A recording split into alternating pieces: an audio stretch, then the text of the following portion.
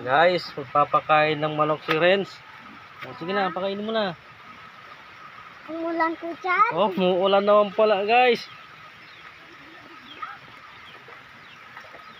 Oh, yan, papakainin niya naman guys, yung manok niya. No. Oh, bilis.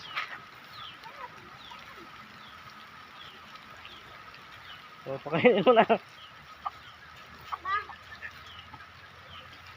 ko na dito ko dyan. Oh, papakainin niya na yung manok niya. So, kunin mo na. Ilagay mo muna yung ano dyan. Oh.